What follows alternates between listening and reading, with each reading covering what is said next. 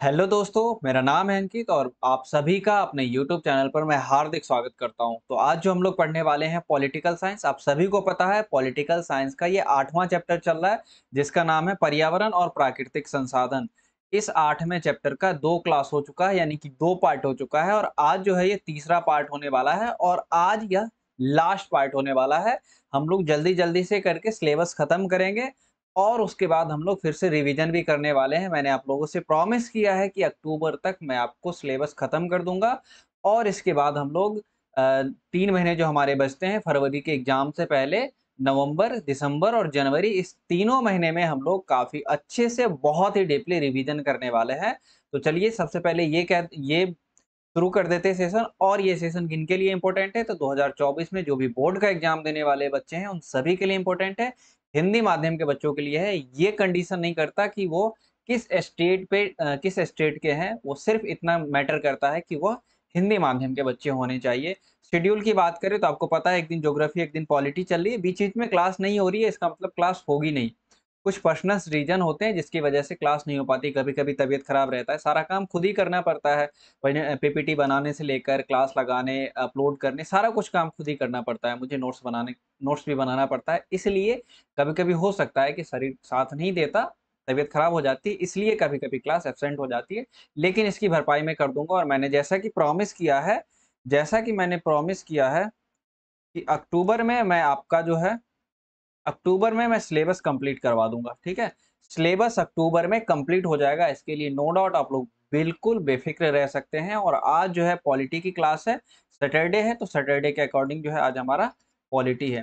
जितने भी बच्चे हैं उनको मैं कह देता हूँ कि कुछ दिन में जो चैप्टर 7 हुआ था इससे पहले, इसका क्वेश्चन आंसर मैंने नहीं करवाया। समकालीन विश्व में सुरक्षा जिस चैप्टर का नाम है, इसका सब्जेक्टिव क्वेश्चन आंसर मैंने नहीं करवाया। हालाँकि एग्ज़ाम में पूछा नहीं गया है, फिर भी 4-5 कुछ क्वेश्चन ऐसे बन रहे हैं, जिसका पीडीएफ 1-2 दिन में या आज ही रात में हो सकता है कि मैं आपको, या संडे तक में उसका पीडीएफ टेलीग्राम ग्रुप पे दे दूँगा। तो जिन बच्चों ने टेलीग्राम ग्रुप नहीं जॉइन कर रखा है, वो टेलीग्राम ग्रुप जॉइन कर लेंगे और उनको वो पीडीएफ मिल जाएगा, वो जाकर के अपना नोट्स बना सकते हैं। तो आइए सबसे पहले हम लोग ये डिस्कस करते हैं कि इससे पहले हम लोग क्या-क्या पढ़ चुके हैं, पिछले क्लास में हम लोग क्या-क्या पढ़ चुके हैं। पिछले क्लास में हम लोगों ने देखा था साझी संपदा क्या होती है और विश्व की साझी विरासत किन-किन चीज़ों को कहते हैं। उसके बाद जो वैश्विक संपदा है या जो विश्व की साझी विरासत है, इसकी इसका इसका जो सुरक्षा है, इसकी ज़िम्मेदारी किसकी है? कौन-कौन से देश इसको सुरक्षा करेंगे या कौन से देश नहीं करेंगे? क्या इसको लेकर कोई प्रोटोकॉल बना है, कोई संधि वगैरह हुई थी? इसके बारे में भी हम लोग काफ़ी अच्छे से डिस्कस कर चुके हैं। उसके बाद मैंने आपको अंटार्कटिका का महत्व बताया था कि अंटार्कटिका कितना ज़्यादा इम्पोर्टेंट है। उसके बाद मैंने ये भी बताया था कि अंटार्कटिका पर किसका अधिकार होना चाहिए, जहाँ एक तरफ कुछ देश अपना अधिकार बता रहे थे, वहीं दुनिया की जो दूसरी कम्युनिटी, दुनिया के दूसरे देश जो थे, वह कह रहे थे कि ये कुछ देशों का अधिकार नहीं होना चाहिए, यहाँ पे पूरी विश्व बिरादरी का अधिकार होना चाहिए और इसकी रक्षा भी विश्व बिरादरी को मिलकर करनी चाहिए। साझी परंतु अलग-अलग ज़िम्मेदारियों से क्या तात्पर्य होता है, इसके बारे में मैंने काफ़ी अच्छे से आपको बताया है और उसके बाद ज़िम्मेदारियों को, जो ये अलग-अलग ज़िम्मेदारियाँ हैं, इनको कैसे लागू किया जाए, इसके बारे में भी हम लोग काफ़ी अच्छे से डिस्कस कर चुके हैं। और आप लोगों से एक शिकायत है कि आप लोग शेयर नहीं करते सेशन को, तो प्लीज़ शेयर ज़रूर कर दीजिएगा, साथ ही साथ लाइक कर दीजिएगा और कमेंट कर दीजिए। कमेंट कब करना है आपको? जब सेशन खत्म हो जाए पूरी तरीके से, तब जाकर के कमेंट करना है। जो लाइव सेशन में आप लोग कमेंट करते हैं, वो कमेंट ऐड नहीं होता है। तो प्लीज़ कमेंट ज़रूर कर दीजिएगा, ठीक है? उसके बाद आज हम लोग डिस्कस करेंगे कि इस क्लास में हम लोग क्या-क्या पढ़ने वाले हैं। इस क्लास में हम लोग पढ़ने वाले हैं कि जैसे कि चैप्टर का नाम है पर्यावरण और प्राकृतिक संसाधन, तो भारत का इन पर्यावरण के मुद्दे पर क्या पक्ष रहा है? भारत कैसे देखता है इस पर्यावरण की समस्या को? पर्यावरण से संबंधित, पर्यावरण की सुरक्षा को लेकर के भारत ने कौन-कौन से प्रयास किए हैं, इसके बारे में भी हम लोग डिस्कस करेंगे। उसके बाद कुछ महत्वपूर्ण पर्यावरण आंदोलन हुए हैं देश में, दुनिया में, इसके बारे में भी बात करेंगे। साथ ही साथ संसाधनों की होड़ से जुड़ी जो वैश्विक राजनीति हो रही है, खास करके तेल को लेकर के और पानी को लेकर के, इसके बारे में भी हम लोग बात करेंगे। तेल को लेकर के और पानी को लेकर के युद्ध भी हो चुका है, इसके बारे में भी बात करेंगे। जी हाँ, पानी को लेकर के भी दुनिया में युद्ध हो चुका है। उसके बाद जो भी हाशिए पे रखी मूलवासी जनता है, उनके क्या-क्या सरोकार हैं, उनके क्या-क्या सवाल हैं। हाशिए पर रखी मूलवासी जनता, इसका कहने का अर्थ है कि वैसे लोग जिनको मुख्य धारा से अलग कर दिया गया है, ठीक है? जो मुख्य धारा से अलग है, जिन पर ध्यान नहीं दिया जा रहा है उनको हाशिए पर रखी जनता कहते हैं, हाशिए पर रखी मूलवासी जनता कहते हैं। तो मैं उम्मीद करता हूँ कि आपको इतनी सारी बातें समझ में आ गई होंगी जो हम लोग चैप्टर में अभी पढ़ने वाले हैं। चलिए शुरू करते हैं आज की क्लास में जो भी हम पढ़ेंगे। हमारा पहला चैप्टर है पर्यावरण से जुड़े मसले पर भारत का क्या पक्ष रहा है। ठीक है, पर्यावरण से जुड़े मसले पर भारत का पक्ष रहा है। भारत ने क्योटो प्रोटोकॉल पर 2002 में हस्ताक्षर कर दिया और यहाँ से एक ऑब्जेक्टिव क्वेश्चन आपके लिए बनता है कि भारत ने क्योटो प्रोटोकॉल पर कब हस्ताक्षर किया। तो भारत ने क्योटो प्रोटोकॉल पर 2002 में हस्ताक्षर किया है, लेकिन क्योटो प्रोटोकॉल पर क्योटो प्रोटोकॉल से संबंधित जो संधियां हुई थी ये कब हुई थी, ये 1997 में हुई थी। और क्योटो कहाँ पे है, क्योटो जापान का एक शहर है। टोक्यो जापान की राजधानी है, क्योटो जापान का एक शहर है। जैसे नई दिल्ली भारत की राजधानी है, कोलकाता, चेन्नई, बेंगलुरु, पुणे, ये सब जो है भारत के अन्य शहर है। उसी प्रकार से टोक्यो जापान की राजधानी है और क्योटो जापान का एक अलग शहर है। जून 2005 में जब G8 की बैठक हुई थी स्कॉटलैंड में, एक क्वेश्चन यहाँ भी बनता है कि जब G8 की बैठक 2005 में किस देश में हुई। तो 2005 में G8 की बैठक स्कॉटलैंड देश में हुई थी। वहां पे क्या होता, भारत G8 का मेंबर नहीं है, ठीक है, हालांकि अभी वो G7 हो चुका है। जस्ट मैं अभी इसकी हिस्ट्री को ब्रीफ करता हूँ आपके सामने। भारत को इनवाइट किया गया और भारत को लगभग पिछले कुछ सालों से कंटिन्यू इनवाइट किया जा रहा है, क्योंकि भारत धीरे धीरे एक आर्थिक शक्ति के रूप में, एक सैन्य शक्ति के रूप में दुनिया के पटल पर उभर रहा है। अब आप थोड़ा सा G8 के बारे में समझिए, थोड़ा सा मैं आपको समझाने की कोशिश करता हूँ G8 के बारे में। ठीक है, चलिए सबसे पहले जानते हैं G6 कंट्री का गठन हुआ था। ठीक है, इसका एस्टेब्लिशमेंट हुआ था 1975 में। कैसे याद रखेंगे, 1975 में भारत में आपातकाल लागू किया गया था। G6 कंट्री में कौन कौन से देश थे, 6 देश थे, जैसा कि नाम से ही पता चल रहा है। ठीक है, G6 में 6 देश थे। कौन कौन से देश थे, यूएसए, यूके, फ्रांस, और कौन कौन सा था, जापान, जापान, जर्मनी और इटली। ये 6 देशों को मिलाकर के G6 का गठन किया गया था 1975 में। 1975 में ये 6 जो देश थे, USA, UK, France, Italy, Germany, Japan, ये सब अर्थव्यवस्था के मामले में दुनिया के टॉप 6 देश थे उस समय। हालांकि इसमें से कई देश निकल चुके हैं, लेकिन उस समय टॉप 6 देश थे। इनको मिलाकर के G6 नामक एक संगठन बनाया गया था। उसके बाद कुछ समय बाद इससे कनाडा जुड़ जाता है। कुछ समय बाद इससे कनाडा जुड़ जाता है, तब हो जाता है G6 G7।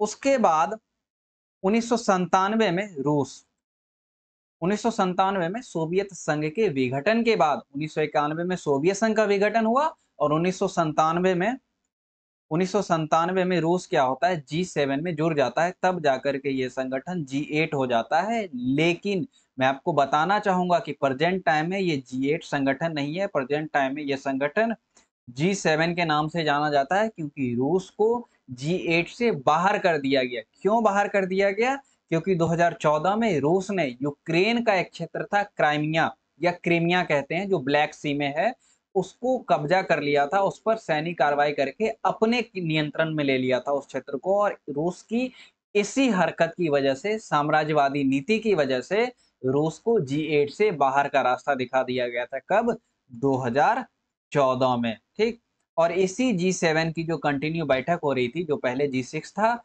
G7 बना, G8 बना, फिर से G7 बना, इसकी जो बैठक हो रही है इसमें भारत को लगातार आमंत्रित किया जा रहा है। ठीक है, और इसी में 2005 में, इसी सिलसिले में 2005 में भारत को G8 देशों की जो मीटिंग हो रही थी उसमें आमंत्रित किया गया था। और भारत की तरफ से उस समय भारत के तत्कालीन प्रधानमंत्री,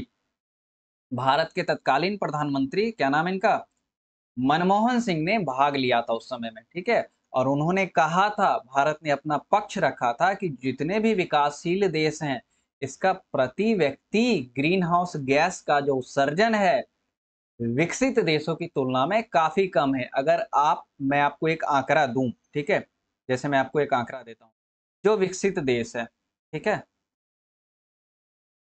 जो विकसित देश है, इनका ग्रीन हाउस गैस 2000 ईस्वी में ग्रीन हाउस गैस उत्सर्जन जो था 3.8 टन प्रति व्यक्ति था। लेकिन भारत जो एक विकासशील देश है, भारत का भारत का 2030 में जो ग्रीन हाउस गैस उत्सर्जन होगा प्रति व्यक्ति 1.6 टन होगा, मात्र 1.6 टन होगा। और कब होगा? 2030 में। लेकिन ये डाटा कब का है? 2000 ईस्वी का है, यानी कि 2030 में भी भारत उस आंकड़े से भी आधा रहेगा जो विकसित देशों ने 2002 तक में जितना कार्बन का उत्सर्जन कर लिया था, जितना ग्रीन हाउस गैस का उत्सर्जन कर लिया था। और इसलिए भारत कहता है कि ग्रीन हाउस गैस का उत्सर्जन दुनिया के विकसित देश ज्यादा किए हैं, इसलिए उनकी जिम्मेदारी बनती है कि वह अपने पर्यावरण को लेकर ज्यादा सतर्क रहे। उस पर्यावरण को उन्होंने जितना नुकसान पहुंचाया है उसी हिसाब से वो काम करे कि पर्यावरण को फिर से जीवित कर सकते हैं। कहने का अर्थ है कि पर्यावरण को जो नाश कर रहे हैं उसको धीरे धीरे कम करे। United nation framework convention on climate change, ये मैंने आपको कल भी बताया था। इसके अनुसार पर्यावरण के जुड़े जो अंतर्राष्ट्रीय मामले हैं, इसमें भारत बहुत ही ज्यादा ऐतिहासिक उत्तरदायित्व का तर्क रखता है। यानी भारत रिस्पॉन्सिबल है पर्यावरण के इमिशन के लिए, ग्रीन हाउस गैस के उत्सर्जन के लिए भारत रिस्पॉन्सिबल है, भारत जिम्मेदार है। लेकिन भारत का तर्क ये है कि जो भी विकासशील देश है, इनकी पहली प्राथमिकता, विकासशील देशों की पहली प्राथमिकता आर्थिक और सामाजिक विकास की है, जो मैंने अपने पहले चैप्टर में भी, इसी चैप्टर के पहले पार्ट में भी आपको बताया था। जबकि जो ग्रीन हाउस गैसों का उत्सर्जन हो रहा है, ये सबसे ज्यादा विकसित देश कर रहे हैं, और इसीलिए उनकी जवाबदेही ज्यादा बनती है कि वो ग्रीन हाउस गैसों को कम करे, ग्रीन हाउस गैसों का उत्सर्जन है वो कम करे। और इसका एग्जाम्पल मैंने अभी बता दिया, जो 2002 ईस्वी में विकसित देशों में ग्रीन हाउस गैस का उत्सर्जन 3.8 टन प्रति व्यक्ति था, वहीं भारत में 2030 में जाकर के 1.6 टन प्रति व्यक्ति होगा, जो कि बहुत कम है। भारत ने यह भी जोड़ दिया कि जितने भी विकसित देश हैं वो काफी ज्यादा विकसित हो चुके हैं, चाहे अर्थव्यवस्था के मामले में बात करें, प्रौद्योगिकी के मामले में, टेक्नोलॉजी के मामले में बात करें, हेल्थ के मामले में बात करें, हेल्थ इंफ्रास्ट्रक्चर, एजुकेशन के मामले में बात करें, ये काफी ज्यादा आगे हो चुके हैं। इसलिए विकसित देश आगे आए और विकासशील देशों की मदद करें, ताकि जो पृथ्वी सम्मेलन में जो 21 पॉइंट का एजेंडा सेट किया गया था पर्यावरण को संरक्षित रखने के लिए, पर्यावरण को बचाने के लिए, उस पर जल्द से जल्द प्रभावी हो पाए, या जल्द से जल्द उस 21 पॉइंट के एजेंडे को पूरा कर सके। सॉरी, भारत यह भी चाहता है कि दक्षिण के जो देश है, SAARC, South Asian Association of Regional Cooperation, जिसमें भारत सहित कुल 8 देश है। भारत है, इंडिया है, ठीक है, इंडिया और इंडिया के पड़ोसी देख लीजिए, ठीक, भारत, श्रीलंका, मालदीव, बांग्लादेश, नेपाल, भूटान, पाकिस्तान और अफगानिस्तान, ये कुल सार्क में 8 देश है, 8 सदस्य देश है। भारत चाहता है कि पर्यावरण के मुद्दे पर ये सभी देश साथ आए, जिससे विश्व बिरादरी में, विश्व के पटल पर इस क्षेत्र की आवाज बुलंद हो सके, इस क्षेत्र की आवाज को काफी प्रभावी तरीके से रखा जा सके। भारत का ये नजरिया है, भारत अपना ये पक्ष रखता है पर्यावरण के मसले को लेकर के, ठीक है, पर्यावरण के मसले को लेकर के भारत अपना ये पक्ष रखता है। उसके बाद पर्यावरण से संबंधित भारत ने अपना पक्ष रख दिया, लेकिन पर्यावरण से संबंधित भारत ने क्या क्या प्रयास किए हैं अभी तक के बारे में भी तो बताना जरूरी है। ऐसा नहीं है कि आप अपनी सेखी वगाड़ सकते हैं, आप सामने वाले को जिम्मेदार ठहराए और आपकी केवल कोई जिम्मेदारी नहीं बनती, ऐसा कुछ नहीं है, आपकी भी जिम्मेदारी बनती है। इसलिए भारत ने पर्यावरण के क्षेत्र में कुछ प्रयास किए हैं, कुछ कदम उठाए हैं, जिसके बारे में हम लोग अब देखने वाले हैं, ठीक है। थोड़ा मैं खुद को हाइड कर रहा हूँ। भारत जो है अपने देश में पर्यावरण के बढ़ते खतरे को कम करने के लिए, जो पर्यावरण का खतरा सिर्फ भारत में ही नहीं दुनिया में ही बढ़ रहा है, और दुनिया के हर देश अपने अपने हिसाब से इसको रेस्पॉन्स दे रहे हैं, इस पे काम कर रहे हैं, तो भारत भी कुछ ना कुछ काम कर रहा है। कुछ 6-7 काम है जिसके बारे में हम लोग डिस्कस करने वाले हैं। भारत ने नेशनल ऑटो फ्यूल पॉलिसी बनाया, इसके तहत जो भी वाहन परिवहन भारत में चलते हैं, जो गाड़ियां भारत की सड़कों पे दौड़ती है, उसमें जितना स्वच्छ ईंधन हो सके उसको डाला जाए, ताकि कार्बन का उत्सर्जन जो है यह कम हो सके, और पर्यावरण को जितने कार्बन का उत्सर्जन कम होगा, पर्यावरण को उतना कम नुकसान पहुंचेगा। भारत ने 2001 में एक बिल पारित किया था ऊर्जा से संबंधित, जिसको ऊर्जा संरक्षण अधिनियम कहते हैं। इसमें भारत ने जोर दिया कि जो भी ऊर्जा है उसका ज्यादातर इस्तेमाल होना चाहिए और कारगर तरीके से इस्तेमाल होना चाहिए। ऐसा नहीं है कि बिल्कुल ही जहां काम नहीं है वहां भी इसका इस्तेमाल करे। 2003 में भारत ने एक बिजली अधिनियम पारित किया, जिसमें कहा गया कि जो भी रिन्यूएबल एनर्जी है, जैसे सौर ऊर्जा हो गया, पवन ऊर्जा हो गया, ये सब रिन्यूएबल एनर्जी के सोर्स हैं, इसका इस्तेमाल ज्यादा से ज्यादा किया जाए। जो फ्यूल है, जो कोयला से एनर्जी जनित होती है, मतलब एनर्जी जो कोयला से बनता है, जो पानी से बनता है, इस पे ज़्यादा डिपेंड नहीं रहने के लिए भारत ने कहा। उसके बाद भारत का रुझान जो है प्राकृतिक गैस, ठीक है? आयात करने के लिए, चाहे वो मिडिल ईस्ट के कंट्री से हो, चाहे रूस से हो या चाहे किसी और कंट्री से हो, और स्वच्छ कोयले के उपयोग पर ज्यादा ध्यान दिया ताकि फिर से पर्यावरण को कम नुकसान पहुंचे। भारत जो है बायोडीजल से संबंधित एक राष्ट्रीय मिशन चलाने के लिए भी तत्पर है। बायोडीजल क्या होता है कि डीजल का एक कह सकते हैं, डीजल के स्थान पर इसका यूज किया जाता है, और बायो नाम से आप समझ सकते हैं। जैसे हम लोग समोसे खाते हैं ठेले पे, कचौड़ी खाते हैं और भी चीजें खाते हैं, ऐसे तेल, ऐसे ऑयल, पाम ऑयल हो गया, वनस्पति ऑयल हो गया, सरसों का ऑयल हो गया, या जो भी ऑयल है, ये इस ऑयल में बार-बार क्या होता है कि जो छानने वाली चीज़ें हैं, पकोड़े हो गए, समोसा होगा, कचौड़ी हो गई, ये सब बार-बार छाना जाता है। एक टाइम पे आके ये काला हो जाता है, और होता क्या है कि यह इतना ज़्यादा खराबी करता है इससे बना हुआ सामान खाने में कि आपको कैंसर हो सकता है, हार्ट डिजीज़ हो सकता है, किडनी से रिलेटेड डिजीज़ हो सकता है। तो यह कहीं न कहीं नहीं खाना चाहिए, और वो जो तेल बच जाता है, उसी से बायोडीज़ल बनाया जाता है केमिकल प्रोसेस के द्वारा, और साथ ही साथ सिर्फ़ यही तेल नहीं, जो पशुओं का वसा होता है, इससे भी बायोडीज़ल बनाया जाता है। तो भारत एक तरह से राष्ट्रीय मिशन चलाना चाहता है बायोडीज़ल बनाने को लेकर, ताकि डीज़ल का यह विकल्प बन सके, और यह कम कार्बन डाइऑक्साइड का उत्सर्जन करता है, बिल्कुल नाम मात्र का करता है। ठीक है? तो ये हो गया। उसके बाद भारत ने 2 अक्टूबर 2016 को पेरिस जलवायु समझौते को अनुमोदित कर दिया, यानी कि उसको स्वीकृति दे दी, और भारत इस पर भी काम कर रहा है। 2030 तक भारत 30% कार्बन एमिशन को खत्म कर देगा, और 70 तक नेट जीरो कार्बन एमिशन करेगा भारत। 2070 तक ये भारत की पॉलिसी है, और 2025 तक भारत में जितने भी पेट्रोल यूज हो रहे हैं, उसमें भारत 20% एथेनॉल मिश्रित करने का लक्ष्य रखा है, जिस वजह से होगा क्या कि फिर से पर्यावरण का जो प्रदूषण हो रहा है, जिससे इतना ज़्यादा गैसें निकल रही है, कार्बन डाइऑक्साइड जो निकल रही है, इसको कंट्रोल किया जा सके। तो कुल मिलाकर इतना ज़्यादा पहल कर रहा है भारत। ऐसा नहीं कि भारत इसमें पीछे है, भारत इसमें अपनी तत्परता से और जितना ज़रूरी हो सके उतना काम कर रहा है पर्यावरण को बचाने के लिए। मैं उम्मीद करता हूँ कि आपको ये भी बातें अच्छे से समझ में आ गई होंगी। अगर सेशन अच्छा लग रहा है तो लाइक ज़रूर कीजिए, साथ ही साथ शेयर भी कीजिएगा, और फाइनली लास्ट में कमेंट भी कीजिएगा सेशन खत्म होने के बाद कि सेशन आपको कैसा लगा। उसके बाद हम लोग देखते हैं कि जो पर्यावरण आंदोलन हुए देश दुनिया में, ये किस प्रकार के थे। सबसे पहले मैं अपने आप को हाइड कर रहा हूँ। जो पर्यावरण आंदोलन हुए थे, सरकार ने बहुत सारे प्रयास किए पर्यावरण को बचाने के लिए, लेकिन कुछ कार्यकर्ता भी है, पर्यावरणविद है, जो पर्यावरण को लेकर के काफ़ी ज़्यादा सचेत हैं, इन्होंने भी बहुत सारे कार्य किए। एक एक उदाहरण आता है फिलीपींस का। इसमें एक कंपनी थी वेस्टर्न माइनिंग कॉर्पोरेशन करके, ये ऑस्ट्रेलिया की बहुराष्ट्रीय कंपनी थी। बहुराष्ट्रीय कंपनी उन कंपनियों को कहा जाता है जो 2 या अधिक राष्ट्रों में, कई देशों में कार्य करती है।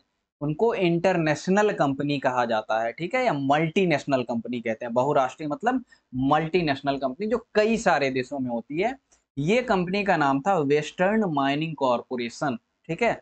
और यह क्या करती थी कि जैसे कि नाम से ही पता चल रहा, माइनिंग का काम करती थी। अगर कहीं पे खनिज मिल रहा है, कोयला मिले, सोना मिले, चांदी मिले, तेल मिले, हीरा मिले, कुछ भी मिले, वह माइनिंग करके उसको जमीन के भीतर से निकाल रही थी।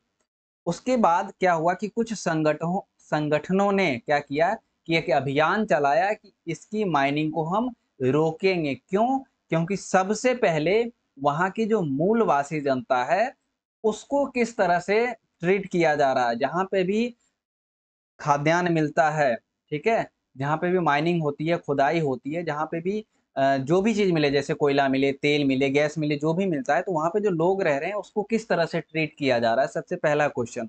और दूसरा क्वेश्चन इस अभियान के पीछे परमाणु शक्ति के विरोध की भावनाएं कार्य कर रही थी, यानी कि ऐसा कहा जा रहा था कि इस कंपनी के आड़ में फिलीपींस जो है कुछ परमाणु एक्टिविटी कर रहा है, इसी वजह से वहां पे विरोध हुआ। और खास करके इस कंपनी का, खास करके ये जो कंपनी है वेस्टर्न माइनिंग कॉरपोरेशन, इसका विरोध खुद ऑस्ट्रेलिया में ही हुआ, क्योंकि वहां के जो आदिवासी थे, इनके बुनियादी सवालों को लेकर के कोई काम नहीं किया जा रहा था, क्योंकि ये माइनिंग का काम ऑस्ट्रेलिया में कर रही थी और जो आदिवासी थे जो वहां पे रह रहे थे, उनको जो वहां से विस्थापित होना पड़ा, फिर उनके लिए क्या व्यवस्था हुई, इसी वजह से लेकर के ऑस्ट्रेलिया में भी इसका विरोध हुआ था। ये पिक है बांग्लादेश का, ठीक है।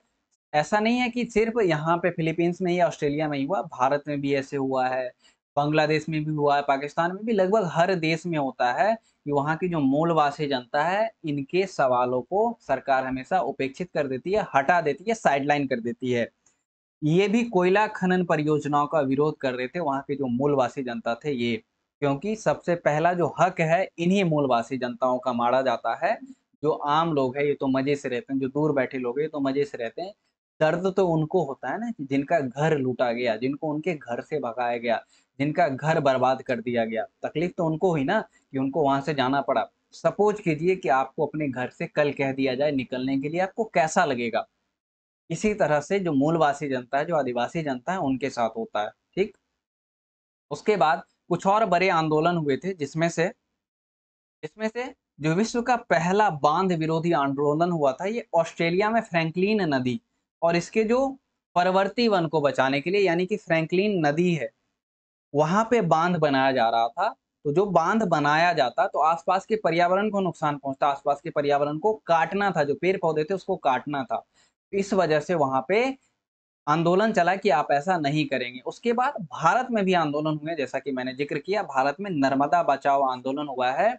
नर्मदा नदी पर जो बांध बन रहा था, सरदार सरोवर बांध, इसको लेकर के विरोध हुआ था कि नर्मदा नदी को बचाने के लिए। और यहाँ पे बहुत ही आइकॉनिक पिक्चर है, मेधा पाटकर का नाम आता है, एक नंबर में पूछता क्वेश्चन है कि निम्न में से कौन व्यक्ति नर्मदा बचाओ आंदोलन से जुड़े हुए हैं, तो मेधा पाटकर का नाम आएगा। ये फ्रैंकलिन नदी को लेकर के जो आंदोलन हो रहे थे उसका कुछ आइकॉनिक पिक है, शायद नहीं दिख रहा होगा आपको। ये फ्रैंकलिन नदी वाला है और ये नर्मदा बचाओ आंदोलन वाला है। तो मैं उम्मीद करता हूं कि आपको ये भी बातें काफी अच्छे से समझ में आ गई होंगी। अब हम लोग चलते हैं अपने अगले चैप्टर पे, अगले टॉपिक पे, जो है संसाधनों की भू राजनीति। संसाधनों को लेकर के कैसे राजनीति हुई। अब मैंने आपको बताया था कि शीत युद्ध के दौरान भी, ठीक है, आपने अगर इससे पहले का चैप्टर पढ़ा होगा तो आपको पता होगा कि मैंने आपको ये बताया था कि शीत युद्ध के दौरान दुनिया के छोटे-छोटे देश जो थे, ये किसी न किसी गुट में शामिल हो रहे थे। इनसे उन गुटों को भी फायदा हो रहा था और छोटे-छोटे देशों को भी फायदा हो रहा था। जो गुट थे यानी कि जो महाशक्तियाँ थी, उनको कैसे फायदा हो रहा था कि छोटे-छोटे देश में जो संसाधन था, उस संसाधनों पर वो कंट्रोल कर लेते थे, नियंत्रण कर लेते थे, उस संसाधनों को खनन करके विश्व के बाजारों में बेचते थे, जिससे उनको बेनिफिट होता था, पैसा होता था, ठीक है? जो पश्चिमी दुनिया के देश ऐसा करते थे। ये किस लिए ऐसा करते थे? व्यापार के लिए, युद्ध के लिए और अपनी ताकत को दिखाने के लिए ऐसा करते थे। कैसे-कैसे संसाधनों का दोहन हो, सबसे पहले संसाधनों का दोहन हो रहा था। उसके बाद वो क्या करते थे, जो समुद्री मार्ग होता था उसके आसपास अपनी सेना बैठा देते थे, ठीक है? ताकि जो संसाधन दूसरे देश लेके जा रहे हैं वो अपनी तरफ मोड़ दिया जाए। जो महत्वपूर्ण संसाधन होते थे उसका भंडारण वो अपने देश में करते थे। उसके बाद संसाधनों के जो भी उत्पादक देश थे, वहाँ पे अपनी मनपसंद की सरकार बनाते थे। और अभी हाल-फिलहाल जिबूती में देखिएगा, जिबूती का मैं घटना बता रहा हूँ, अफ्रीकी कंट्री है, वहाँ पे क्या हुआ कि जो चुनी हुई सरकार थी उसको हटा दिया गया।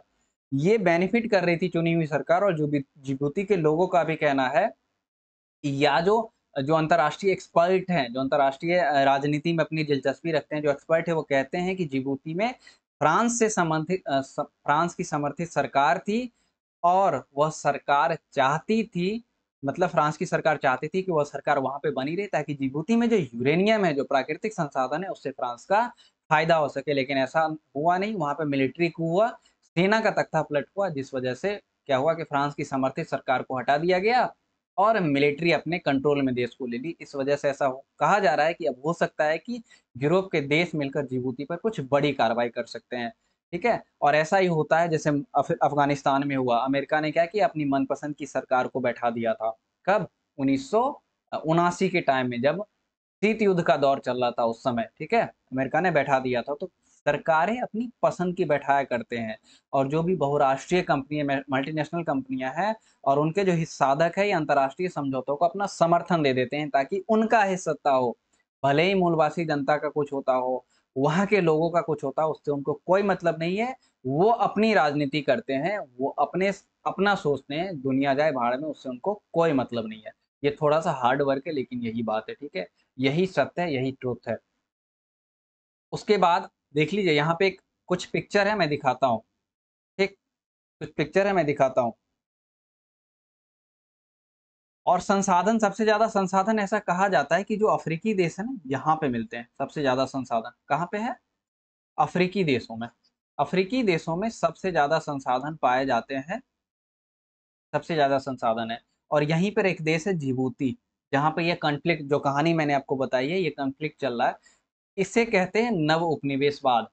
यानी कि किसी रीजन की वजह से उसके देश, किसी देश में अपनी मनपसंद की सरकार बैठा ली, और अमेरिका कई बार ऐसा कर चुका है। फिर क्या कहता है कि हम तुम्हारे देश को मटियामेट कर दिया हमने, अब इसके पुनर्निर्माण का खर्चा दो। यानी कि मैंने तुम्हारे देश का मटियामेट कर दिया, मैंने तुम्हारे इंफ्रास्ट्रक्चर को खराब कर दिया, खत्म कर दिया, अब फिर से इसको बनाना, इसके लिए खर्चा दो, और हम भुगतान के रूप में पेट्रोलियम जैसे प्राकृतिक संसाधन स्वीकार करते हैं। यानी कि आप ही उसको विनाश करो, और फिर आप ही वहाँ के जो संसाधन है इसको लेकर के आओ। और यही हित दुनिया के जो ताकतवर देश है, ये दुनिया के कमजोर देशों पर ऐसा करते आ रहे हैं, और अभी भी ऐसा हो रहा है, जिस वजह से जिबूती में फ्रांस के खिलाफ इतनी ज़्यादा घटनाएँ हो रही है। मैं उम्मीद करता हूँ कि ये सारी बातें आपको अच्छे से समझ में आ गई होंगी। उसके बाद तेल की राजनीति की बात करते हैं, तेल का कैसे राजनीतिकरण हो रहा है।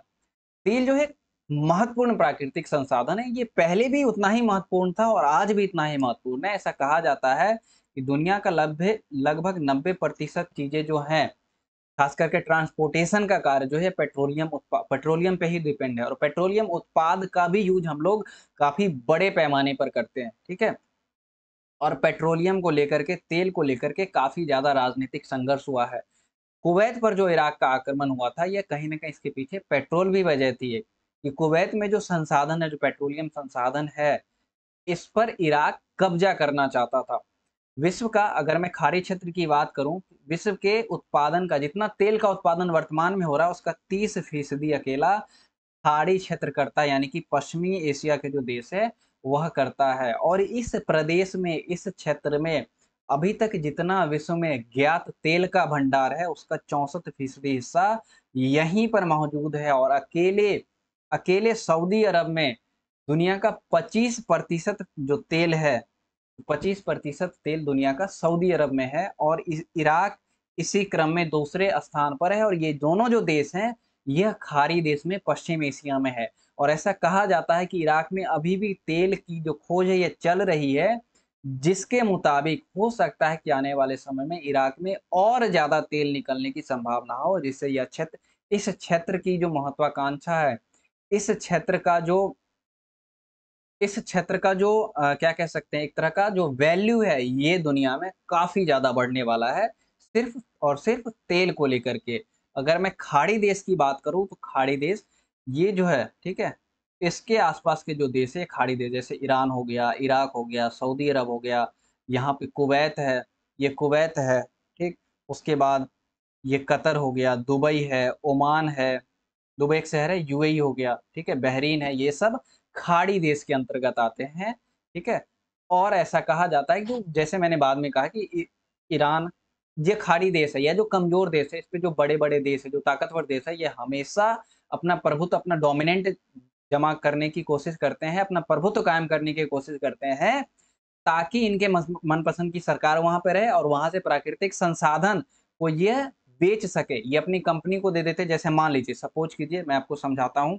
यहाँ पे अमेरिका है और ये खाड़ी देश है यहाँ पे, ठीक है? तो अमेरिका क्या करेगा, इस खाड़ी देश में अपनी मनपसंद की सरकार बैठाएगा, और फिर अपनी कंपनी को कॉन्ट्रैक्ट दिलवा देगा यहाँ पे कि आप तेल निकालिए और विश्व के बाज़ारों में बेचिए। इससे होगा क्या, कि अमेरिका की कंपनी अमेरिका को टैक्स पे करेगी, जिससे अमेरिका और ज़्यादा धनवान बनेगा। तो मैं उम्मीद करता हूँ कि आपको ये जो तेल का जो खेल है, तेल की जो राजनीति है, यह समझ में आ गई होगी। अब हम लोग पानी को लेकर के भी बात करते हैं, पानी को लेकर के भी राजनीति हो रही है। पानी हम और आप सब जानते हैं कि पानी एक बहुत ही महत्वपूर्ण संसाधन है और दुनिया में जो स्वच्छ जल है, जो पीने योग्य पानी है, सीमित है और धीरे-धीरे इसकी मात्रा जो है कम हो रही है, ठीक है? धीरे-धीरे इसकी मात्रा कम हो रही है और ऐसा कहा जाता है कि 21वीं सदी में, अभी 21वीं सदी ही चल रहा है, 21वीं सदी में जो युद्ध होगा, जो मेजर युद्ध होने वाला है, यह पानी को लेकर के होगा और विशेषज्ञ इसको जल संधि का दर्जा दे रहे हैं, जल युद्ध का, माफ कीजिएगा, युद्ध होगा, जल युद्ध का दर्जा दे रहे हैं। ऐसा कह रहे हैं कि अब जो युद्ध होगा ये जल को लेकर के हुआ होगा और ऐसा युद्ध हो भी चुका है। अगर मैं बात करूं कि क्यों युद्ध होगा, मान लीजिए कोई देश किसी जल स्रोत के नजदीक है, ठीक है? मान लीजिए ये जल स्रोत है जो इस तरह से बह रहा है। अब यहाँ पर एक देश है, ठीक है? और यहाँ पे एक देश है। तो जल का स्रोत किस ओर है, बहाव किस ओर है? इस ओर है बहाव। इस जल स्रोत से दोनों देशों को फायदा होना चाहिए, ए को भी होना चाहिए, बी को भी होना चाहिए। लेकिन क्या करेगा कि अगर देश ए इस पर बांध बनाने की कोशिश करे, ठीक है? या इस नदी को यहाँ पे मोड़ने की कोशिश करे जिससे वो सिंचाई कर सकता है या पीने का पानी अपने लोगों के लिए उपलब्ध करवा सकता है, या देश ए इस नदी के जल को प्रदूषित करे, क्या करेगा कि यहाँ पर क्या करेगा, उद्योग धंधे लगवाएगा और उद्योग धंधे से जो भी कल कूड़ा कचरा होगा ये नदी में बह जाएगा। तो जिससे क्या होगा कि नदी का पानी प्रदूषित होगा और ये वजह होगी जिससे बी देश जो है ए देश से युद्ध कर सकता है। आने वाले समय में ऐसा हो सकता है कि इस प्रकार से युद्ध देखने को मिले और 1950 और 60 के दशक में ऐसा हिंसक झड़प हो चुका है जब 3 देश इज़राइल, सीरिया और जॉर्डन ने दो नदी थी, जॉर्डन नदी और यारमुक नदी के पानी के बहाव को मोड़ने की कोशिश की थी, जिस वजह से इन तीनों देशों के बीच 1950 और 1960 के दशक में झड़प हुआ और फरात नदी पर बांध बनाने को लेकर के भी सीरिया और इराक के बीच मतभेद हो चुका है। अगर मैं मैप के माध्यम से मैं आपको दिखाऊं, तो ये नदी जो ब्लू कलर का दिख रहा होगा, जो भी ब्लू कलर का ये दिख रहा होगा, ये है जॉर्डन नदी और यहाँ पे है सीरिया, ये रहा जॉर्डन, इज़राइल, जॉर्डन और सीरिया, इस तीनों देशों के बीच झड़प हो चुका है। तीनों देशों ने क्या किया था, इज़राइल के भी नज़दीक है, सीरिया के भी नज़दीक है, जॉर्डन के भी नज़दीक है। अगर सीरिया यहाँ पे डैम बनाएगा तो इज़राइल और जॉर्डन दोनों को भी प्रॉब्लम होगा। अगर इज़राइल थोड़ा नीचे डैम बनाता है तो हो सकता है जॉर्डन को प्रॉब्लम हो और इसी वजह से इन तीनों देशों के बीच झड़प हो गया था। अ, अगर मैं जॉर्डन और यारमुक दोनों ये इसी के बीच था। उसके बाद एक नदी है, ठीक है? यहाँ देखिए, यहाँ देखिए, ये नदी है फरात नदी, ठीक है? इसको लेकर के सीरिया और किसमें, सीरिया और इराक के बीच में हो चुका है, मतभेद हो चुका है क्योंकि सीरिया ने क्या कर लिया, फरात नदी पर डैम बना लिया था और डैम बनाने से क्या होगा, मैंने कहा यहाँ पे जस्ट मैंने समझाया, अगर डैम बनाता है कोई देश तो पानी के बहाव को कंट्रोल कर सकता है और कंट्रोल्ड पानी के बहाव को दूसरी तरफ मोड़ सकता है अपने देश में, ताकि उससे सिंचाई की जा सके, उससे बिजली पैदा की जा सके, उससे पीने का पानी उपलब्ध करवाया जा सके, जिससे बी देश को क्या होगा, कम पानी मिलेगा और इस वजह से हो सकता है कि दोनों देशों के बीच में युद्ध हो सके। और आने वाले समय में ऐसा माना जा रहा है कि स्वच्छ जल को लेकर युद्ध हो सकता है क्योंकि स्वच्छ जल की मात्रा सीमित है और धीरे-धीरे कम हो रहा है। इसलिए मैंने आपसे एक रिक्वेस्ट भी किया था कि जितना भी स्वच्छ जल है, चापाकल से, नल से, जो भी स्वच्छ जल का आप लोग यूज़ करते हैं, सीमित मात्रा में यूज़ कीजिए, कमी भी नहीं होनी चाहिए और एक्सेस वेस्ट भी नहीं होना चाहिए। अगर सहमत रखते हैं इस बात से तो ज़रूर यस लिखिएगा। उसके बाद हम लोग बात करेंगे, ये एशिया का मैप है, यहाँ मैंने दिखाने की कोशिश की है। डालने का यही मतलब है कि आप लोग लोकेशन देख पाइए कि यहाँ पे है, बहुत छोटा-सा दिखेगा आपको, ये इज़राइल हो गया, इराक हो गया, जॉर्डन हो गया, ठीक है? ये सब बहुत, सीरिया हो गया, ये छोटे-छोटे देश हैं, पश्चिमी पश्चिमी एशिया में। अगर एशिया का मैं मैपकरण करूँ, तो ये नॉर्थ हो गया, ये साउथ हो गया, ये ईस्ट हो गया और ये वेस्ट हो गया, तो पश्चिमी एशिया के ये कुल देश हैं। उसके बाद बात करते हैं जो मूलवासी जनता है, उनके क्या अधिकार है। देखिए, मूलवासी जनता के बहुत अधिकार हैं, लेकिन जो ज़रूरी अधिकार की बात है, उसके बारे में हम लोग बात करेंगे। आपकी किताब में बहुत ज़्यादा लिखा हुआ है, अगर आपको पढ़ना है तो आप जाकर के पढ़ सकते हैं। मूलवासी जनता कौन है? मान लीजिए किसी क्षेत्र में कोई लोग रह रहे हैं, ठीक है? किसी क्षेत्र में लोग रह रहे हैं, पहले से लोग रह रहे हैं, ठीक है? जो बहुत पहले से रह रहे हैं या इनके पूर्वज वहाँ पे बहुत पहले से रह रहे थे, जीवन यापन कर रहे थे, तो उस क्षेत्र में इन लोगों को मूलवासी कहा जाएगा। क्या कहा जाएगा? उस क्षेत्र में उन जनता को, उन लोगों को मूलवासी, मूल निवासी कहा जाएगा, क्योंकि वो लोग वहाँ पे पहले से रह रहे थे। अगर मैं बात करूँ इनकी जनसंख्या, दुनिया में करीब 30 करोड़ ऐसे लोग हैं। भारत में इनको आदिवासी के रूप में ट्रीट किया जाता है और लगभग भारत की आबादी का ये 8% जनसंख्या है। 30 करोड़ इसकी जनसंख्या होने के बावजूद भी जो ज़मीन है और जीवन प्रणाली के बारे में इनकी जो दृष्टि है, विश्व में आश्चर्यजनक रूप से एक सी है। विश्व छोटा नहीं है, विश्व काफ़ी बड़ा है और दुनिया के अलग-अलग क्षेत्र में की बात करें, तो वहाँ पे मूलवासी जनता है। चाहे मैं एशिया कॉन्टिनेंट की बात करूँ, अफ्रीका की बात करूँ, यूरोप की बात करूँ, ऑस्ट्रेलिया की बात करूँ, अमेरिका की बात करूँ, नॉर्थ और साउथ अमेरिका की, सब में ये मूलवासी जनता है। सब में जो है ये सभी जनता और लगभग इसकी आबादी 30 करोड़ है, फिर भी ज़मीन और जीवन प्रणाली के बारे में इनका दृष्टिकोण एक सा है। ये बहुत ही आश्चर्यजनक है बात करने वाली कि कभी इनका मिलाप नहीं हुआ, कभी ये लोग एक-दूसरे से मिले नहीं, लेकिन फिर भी जो कुछ बुनियादी मसले हैं ज़मीन और जीवन को लेकर के, इनकी दृष्टि एक सी है, ये एक तरह से सोचते हैं। विश्व राजनीति में ये माँग करते हैं बराबरी का दर्जा देने की, कि आप हमें भी बराबरी का दर्जा दीजिए, आप हमें भी उतना ही इंसान मानिए जितना आप अपने देश के लोगों को मानते हैं। हमें भी वो सारे अधिकार दीजिए जितना आप अपने देश के लोगों को दे रखा है। सरकारों से इनकी जो बेसिक माँग है, सिर्फ़ इतना सी है कि इनको मूलवासी कौम के रूप में या मूलवासी जनता के रूप में स्वतंत्र पहचान रखने वाला समुदाय माना जाए।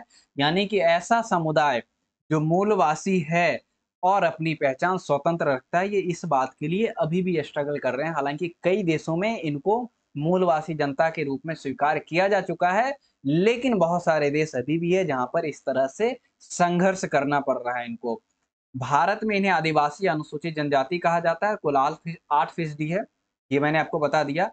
अधिकांशतः ये जो जनता है, ये खेती पर निर्भर करते हैं, इनको खेती करना होता है। अधिकांशतः और कुछ जो जनता होते हैं, कुछ मूलवासी जनता, यह जो है घुमंतू प्रजाति के होते हैं। जैसे कुछ समय के लिए एक स्थान पे रहेंगे, अगले समय के लिए फिर यहाँ चले जाएँगे, फिर यहाँ चले जाएँगे, फिर यहाँ चले जाएँगे, यानी घूम-घूम कर अपना जीवन यापन करते हैं और माँग करके खाते हैं।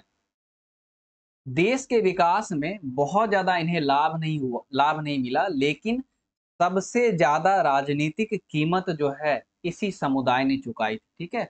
सबसे ज़्यादा राजनीतिक कीमत इसी समुदाय ने चुकाई, क्योंकि जो बहुत ही परियोजना हो रही है, चाहे डैम बनाया जाए, कहीं पे खनन किया जाए, जहाँ पे मूलवासी जनता रह रही हो, उनको वहाँ से हटा दिया जाता है, विस्थापित कर दिया जाता है और फिर उनके रहने की कोई व्यवस्था नहीं की जाती, इसलिए यह सबसे ज़्यादा इसकी कीमत चुकाते हैं। हालाँकि संविधान में, भारतीय संविधान में इनको सुरक्षा प्राप्त है, इनको अलग से दर्जा दिया गया है, लेकिन फिर भी मुख्य धारा में ये लोग अभी नहीं आए हैं। इनका एक अपना संसार होता है, इनकी अलग संस्कृति होती है, बोलचाल अलग होता है, पहनावा-ओढ़ावा अलग होता है, पर्व-त्योहार इनके अलग होते हैं, लगभग सब कुछ इनको अलग होता है और इसी बेस पर ये अपनी डिमांड करते हैं कि हमें भी आप वो सारे दर्जा दीजिए जो अपने देश के नागरिकों को दे रहे हैं। इनके अधिकारों से जुड़े मुद्दे को राष्ट्रीय और अंतर्राष्ट्रीय राजनीति में काफ़ी लंबे समय तक अनदेखा किया जा रहा है। लेकिन 1975 में क्या हुआ कि world council of indigenous people का गठन हुआ। इंडिजिनस पीपल यानी कि जो मूलवासी जनता है, इनके अधिकारों को लेकर के इनके साथ क्या किया जा रहा है, इनके साथ कैसे अच्छा किया जा सकता है, इसको लेकर के एक काउंसिल का गठन हुआ था अंतर्राष्ट्रीय स्तर पर, तथा संयुक्त राष्ट्र संघ ने इसको क्या कर दिया, परामर्शदायी परिषद का दर्जा दिया। यानी कि अगर संयुक्त राष्ट्र संघ चाहेगा तो इसको इस मैटर पे अपना व्यू रखने के लिए कह सकता है कि आप क्या सोचते हैं, जो इंडिजिनियस पीपल है, जो मूलवासी जनता है, उनकी स्थिति को कैसे सुधारा जा सकता है। उसके बाद इसके बाद बहुत सारे ऐसे संगठन खड़े हुए, लगभग 10 अन्य स्वयंसेवी संगठन खड़े हुए, जिसको संयुक्त राष्ट्र संघ ने भी परामर्शदायी परिषद का दर्जा दिया, जो आदिवासी के जो मूलवासी जनता के, जो अनुसूचित जनजाति के लोगों के लिए बात करते हैं, उनके अच्छे की बात करते हैं, उनके फेवर की बात करते हैं। अगर कुछ पिक आप देखेंगे, आपको बहुत शौक लगेगा। ये एक विकसित कंट्री का है, ठीक है? एक विकसित कंट्री का पिक्चर है, जहाँ पे मूलवासी जनता के लिए, अधिकारों के लिए प्रोटेस्ट हो रहा है। ये आपके एनसीईआरटी के बुक में दिया है और लिखा गया है यहाँ पर, क्या चीज़ है ये समझिएगा। एक चम्मच पर्यावरण भी, और लिखा हुआ है यहाँ पर कि आपको यह नज़रिया जचता है जिसमें एक शहरी इलाके के आदमी को प्रकृति खोर और लालची दिखाया गया है। प्रकृति खोर कहने का अर्थ है कि कहीं पे प्राकृतिक संसाधन है, पेड़-पौधे हैं, और एक लालची व्यक्ति क्या करता है कि उस पेड़-पौधे को काट दिया देता है और फिर वहाँ से प्राकृतिक संसाधनों को निकालता है, जो कि पर्यावरण के हिसाब से और जो मूलवासी जनता है, उस दोनों के हिसाब से गलत हो। तो ज़ाहिर-सी बात है, ये बिल्कुल सही बात है। इसको अगर प्रकृति खोर दिखाया गया है, तो बिल्कुल सही है। किस तरह से मूलवासी जनता को सप्रेस किया जाता है, दबाया जाता है। बहुत ही अच्छा-अच्छा पिक्चर मिला मुझे। उसके बाद यहाँ पे कह रहा है कि काश मैं अपने दोस्तों को अपना गाँव बर्बाद होने से पहले दिखा पाता, ठीक है? जहाँ पे संसाधन मिलते हैं, वहाँ पे गाँव को तहस-नहस कर दिया जाता है, खत्म कर दिया जाता है।